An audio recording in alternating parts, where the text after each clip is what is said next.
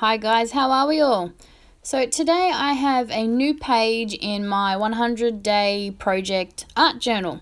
So who here is taking part in the 100-day project? If you haven't heard of it, I think it's mostly a hashtag on Instagram. I know that's where I'm posting on mine and that's where I see a lot.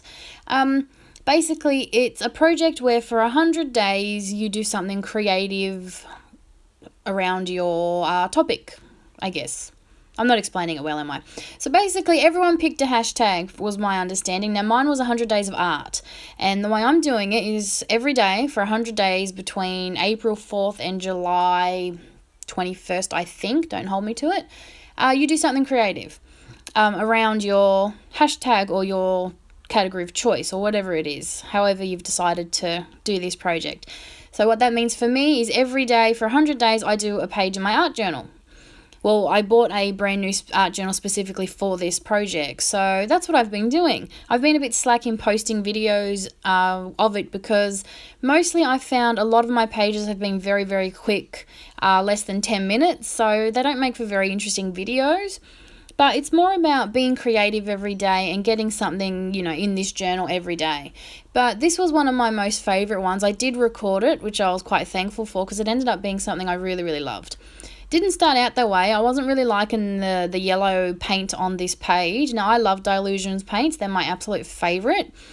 And I tend to use blue and black a lot.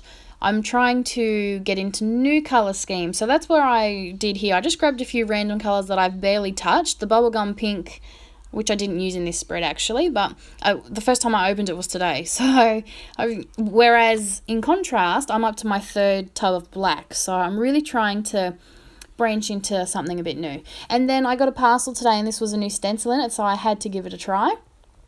The imprint wasn't the best because I didn't have it flat to the page and I just misted through it with my black marble Dylusions, which is why the image isn't that crisp, but it worked for me. It's a background. I was happy with that. And then normally what I would do is in my regular art journal, I would just put all this extra paint and stuff on a random page, and I sort of forgot that this was my 100-page journal, not my regular art journal, and I'm just, slapping colour on the other side of this page as well. But I'll do something with that for tomorrow's spread, so we'll see how we go. So I'm using one of my favourite stencils and just keeping the colours the same. So you can't really, I don't think you can see them very well in the video, but it ends up being a really good background on the page. I was really happy with the way it turned out. So yes, as you can see, I'm cleaning my sponge off and my stencil off on the other page, which I would usually do in just an old art journal, so as to use up extra paint and things like that.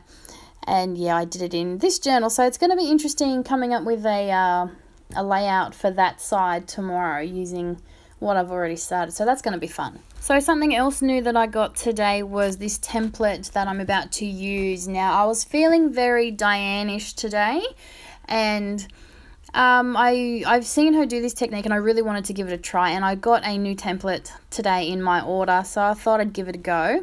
So I'm going to paint around this template with my black paint. Now, yes, I know I said I'm trying to use new colour schemes, but, black is a staple. I use it all the time, which is why I'm up to my third tub.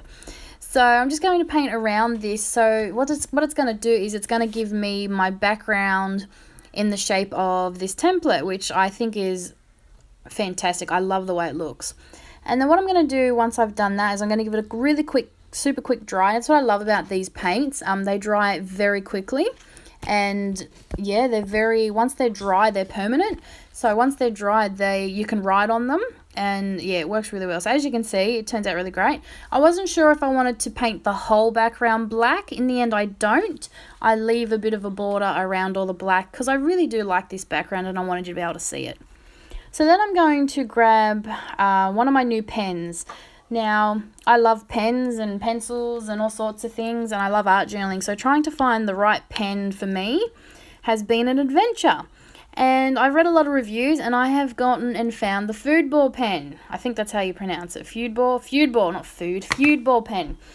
And I'll tell you what, it's amazing. It writes beautifully on this paint. Now, as you can see, I've dried it with my heat gun, and that's all I've done, and the pen is amazing. It's done great things. It works really well on paint. Definitely have to get some more.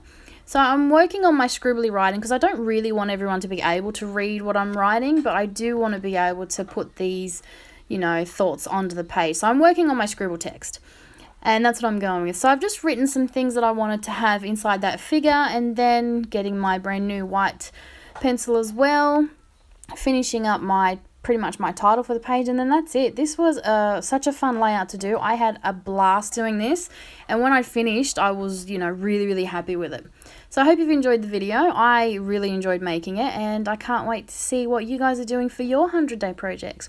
Thanks for watching, and I'll be back real soon. Bye!